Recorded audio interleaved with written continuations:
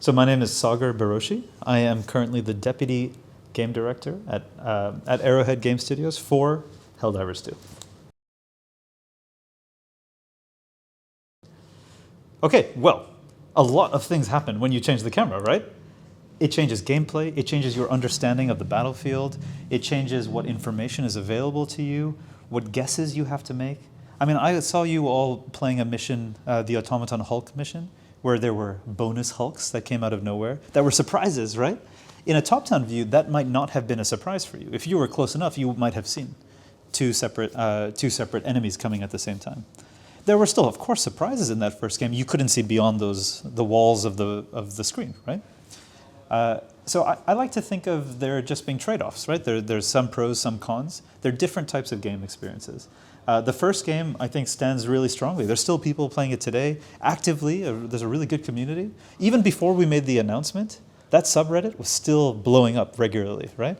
I mean, as an Arrowheader at this point, I feel very proud of that, right? That like there was a game that had enough depth in it that people would play for almost a decade, right?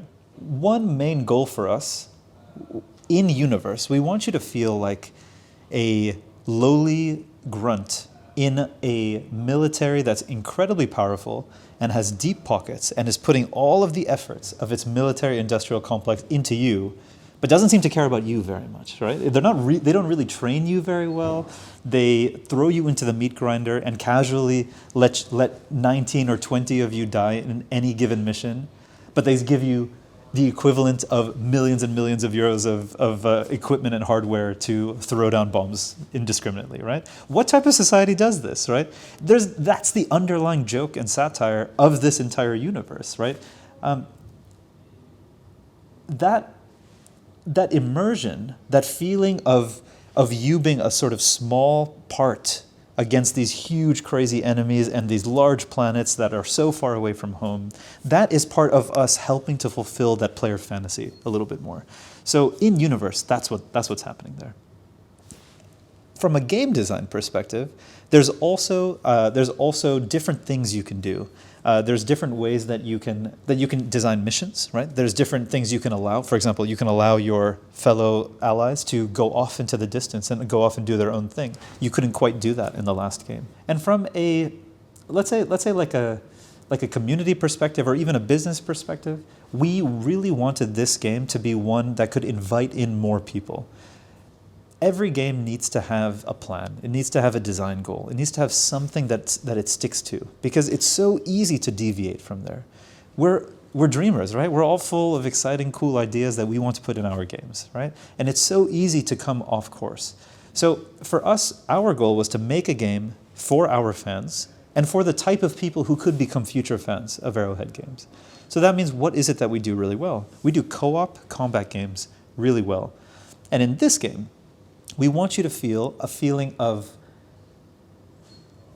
total, unpredictable chaos, fun, crazy moments that stick with you for days and nights afterwards. That you play a mission, it's super intense, you walk away, you go and grab a drink with a bunch of your friends, and you talk about what happened. Oh, we got all the way to the end, and then the extraction shuttle fell on top of me, and I couldn't even extract with all of the rest of you. This is crazy, right? That's the moment we want to create. That second when you were playing that Hulk mission, and suddenly Louis was like, oh, there are 2 Hulks here. And everyone was like, I was like looking through the window, I saw everyone's like mouth drop open. Those are the moments that we want to create, right?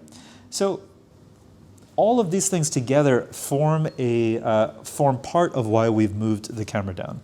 Now, you can want something, but does it work? Is it fun? Is it interesting? Well, that is what development is all about. Can you find a nugget of fun and really build on it? And we, from the earliest days, our first attempt was simply, in the first game, just to drop the camera down and see if it was fun. And it was. And we knew that there was potential there. So then it's just been a question of executing on that potential. That's what we've done since. Yeah, I would say that we knew relatively early that we wanted to bring the camera down, and that was a central part of it. In this game, you can go into first-person perspective when aiming, right? You can look down the sights at something.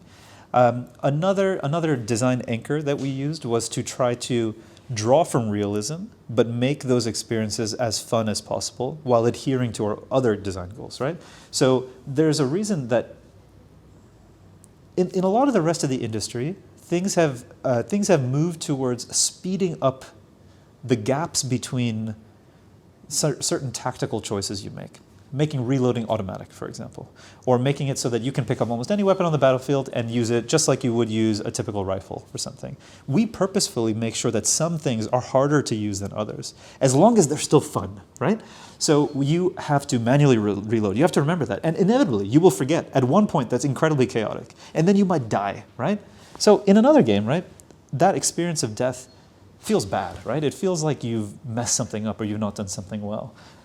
It might be that that's true, but it might also be in this game that you just got overwhelmed by enemies beyond your control, or that someone threw down an orbital laser right where you were standing, not in your control, right? And so for us to give you that sense of realistic fun, realistic, right, in quotes, we also have to make sure that death feels good, that death feels like something that is in universe, but quickly lets you reset and keep going after that problem in a new way. Essentially, we don't design these levels as a, say, they're not designed as an authored gauntlet of enemies in a certain environment. They're not set pieces. They're simply they're procedurally generated, right? And they're procedurally generated carefully so that you have a certain experience in each level that feels different to other ones, but they are procedurally generated. So those moments of crazy chaos, they are erupting from the systems that we have underlying here. So yeah, all in all, bringing the camera down, the choice of whether you are third person or further out, we were pretty focused on wanting to get deeper in and putting you in that character's head a little bit more, and that has guided a lot of these other choices. So there are some key things we have stuck to from the beginning because that was the choice we have made of the type of game to make. Yes, I'm so glad you asked me this. Okay, so this is my, I'm a narrative games person originally. I kind of come from that part of the industry. So when I joined the company, this was on my mind. I was curious what we would do and how we would do it. I think it's useful to think of this game in two ways, in the sort of tactical in-mission version of the game, and then in the overriding strategic galactic level side of the game, the sort of practical part of the game and the meta part of the game, right? There are stories happening all the way through here, right? So at the small level, you have the sort of player-driven stories of, I have this clear objective that's written for you. It's very specific what your objective is. Do this thing and then extract, right? And the story is about what you experience on the way to finding that. That's the sort of classic generated player story. But at the high level, there is a little bit more that we've authored here. So there are things that are happening in this universe, in this galaxy, that players as a community will either accomplish or maybe fail to accomplish. Do you remember when you started playing, I pointed out the major order screen in the map? And you may not have had to pay any attention to it later. That's okay. That's a long-term thing. That's going to unfold over days. The community is to make their way, to clear the path to these named planets, right? That's the same major order, by the way, that the game is going to launch with. It's going to be the first thing that players see there. They might do that. They might not do that. And the enemies are going to respond either way, in turn. So do you play tabletop RPGs ever? A little bit. So I have been really taken with the tabletop RPG renaissance that we've had in recent times. In the office, people play 40K a lot of the time. They love D&D. We're often like sharing a lot of really cool new systems that have come through. There's a number of cool things you can do in the tabletop world. One, you can experiment really quickly with game mechanics, and you can also usually improvise quite a lot. We're really inspired by that, right? Like you'll see that same experimentation idea with how we have designed some of our missions. But at the same time, the person of the game master or of the dungeon master is a role that we felt has had a lot of potential. It's the holy grail of games, right? To replicate that actual experience in a digital format. And we're not doing all of that, right? But we do have a game master system. We have tools and also actual human beings who are serving in this type of role. So this is, I think, something that really sets us apart, right? So we're trying to model a different type of live service. This game is going to live after launch. It's not just what it is. We are going to be watching what players are doing, and playing alongside them. So as they're going on missions, we're seeing what's happening. We're seeing where are they playing. Think of it as Super Earth High Command, right? The military order watching what's happening, right?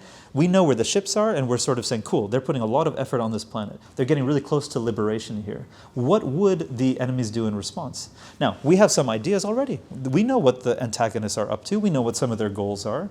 The players might not. And so on a sort of more minute level, we're deciding what your personal orders are every day, right?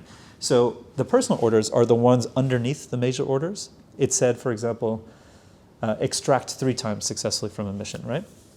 Okay, so that's accomplishable. That's something you could do in an evening with your friends that you're playing with, right? That's different from the major order where the whole community has to work together. You can't just take over a planet just like that, right?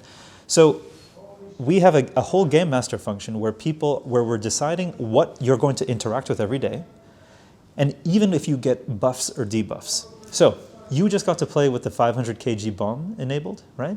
That was not an automatic thing. We have a team in Sweden watching what you're doing, and they saw that, okay, you know what these guys are going to like? They're going to like to get a taste of what higher level play could be like. So for a limited time, they made available a 500 kilogram bomb, a major stratagem, one of the biggest explosions in the game. And it was available. You can use it, right? And you could use it in mission if you wanted to. That same thing might happen on the flip side. You might get an extra challenge. Maybe there's a fuel shortage everywhere in the galaxy, and the extraction shuttle takes twice as long to arrive. We're going to find out all of the different things you can do. So we can tweak gameplay a little bit this way. But that's not the only thing. The bigger story-laden thing that we do in the background is we analyze and review whether the community has accomplished the major order, and then we advance the clock. We advance the phase of the war, the phase of the story that we're in. And when that happens, think of this major order. This major order has requested that you clear a path to these two planets, right? If you succeeded, that meant that you took control of this planet, then the next one, then the next one, let's say, right? At the end of that, the galaxy's battlefront has changed. You're fighting on different planets, right? You might not know right now why those 2 planets are important that are the target, but Super Earth's military knows, and they have a plan there. Maybe a plan that involves some special missions that you can't play otherwise, that only become available if you succeed here. So we have some cool content on the way that is meant to almost have you feel like this war is unfolding in real time. I really want to emphasize that because this is another area that it's different from the previous game. The previous game had us do, it often reset the galaxy, right? So you would start, it was very similar in design in some ways. You would start with Super Earth there, and there would be enemies on all sides, and you would fight them back. And eventually you would vanquish one, and then another, and then another, and then the galaxy would reset, and you would start again. This game is playing with something different. We want you to feel the stakes. We want you to feel like there's a purpose to play. This war is going to be an ongoing push and pull, where we try things, we fail at some things, we try something else, right?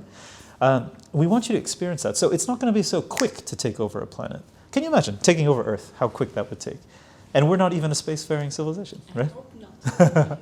Yes, let's hope not, right? It takes a while. It's going to take some effort by Helldivers to go through more things. So there is a lot of story to unfold that we hope will delight people.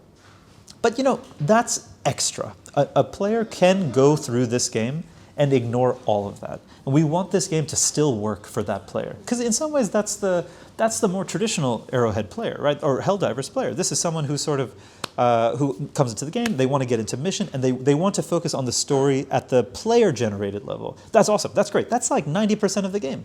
Focus your time there. That's entirely valid. But we want there to be extra stuff to draw you into this universe if you are interested, if that helps you. If you're the type of player that wants to chat with the NPCs on the ship, which you can do. They have little stories to tell and learn a bit more about the society. There's videos that might play. There's all sorts of things that are going to be doled out over time that tell you a bit more about just what Super Earth society really is like. And it is an absurd place. I had a long career before I came to games, and for part of it I worked in government, in public service, and in politics. And so it's very fun for me to play with a crazy society like this that is very totalitarian, but sort of robes itself in the vocabulary of democracy, right? I think it's absolutely hilarious. It reminds me so much of some of the absurdities that we experience just by living in the world, right? So it's fun in this game to really poke fun at that. And the last thing I guess I want to say about this is it's not an accident that we have leaned on this type of humor. It's also sort of like a gameplay choice, or a game design choice, let's say. It's a choice of what we are trying to offer players that we think doesn't exist elsewhere in the market, that isn't being served. It's really easy to play a game where you are embodying a great super soldier who is the one chosen one who is going to be able to save the galaxy for this or that type of thing. I mean, I love playing as those characters. That's incredibly fun, right? It's fun to have that type of power fantasy. But we think that our players are down for something a little bit more sophisticated too.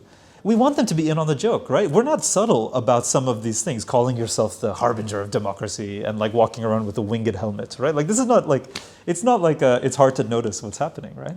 We want players to be in on the joke. We want them to have fun being a soldier on behalf of a totalitarian government and being a lowly grunt, not being the chosen one, just being someone who dies all the time and gets replaced constantly.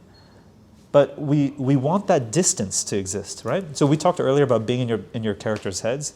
In some weird way, we're doing, from a story perspective, we're doing the opposite. We're increasing the distance between the player and the character, right? Usually you never do that. You always want to keep them tight so that the empathetic experience is high. Sorry, I'm going into narrative stuff, right? This is what you always want, right? But in our case, we want you to look at your character and be like, that's a ridiculous person. That's a ridiculous person, and it's even funnier because I can notice that. Right? So that's a central design tenet of the game and of its story. Okay, yeah. So we've already talked about a goal that we had of making you feel like you're immersed in this experience, that you actually are one of these people. This is impossible to achieve without sound, right? So we have a big and incredibly experienced audio team that we've worked with. There are a wide variety of planets, including some that you haven't seen yet, by the way, and they each have a pretty unique sonic experience that you can have. This is part of changing the perspective. It's harder to know what's happening at any given time. So the audio needs to communicate to you certain things that are just bread and butter. Where is an explosion happening right now, right? Or where is there a new enemy arriving, right? And it can sometimes be, perhaps, it might be tricky to know what the audio system is behind a robot that's on your side and a robot who's the enemy, right?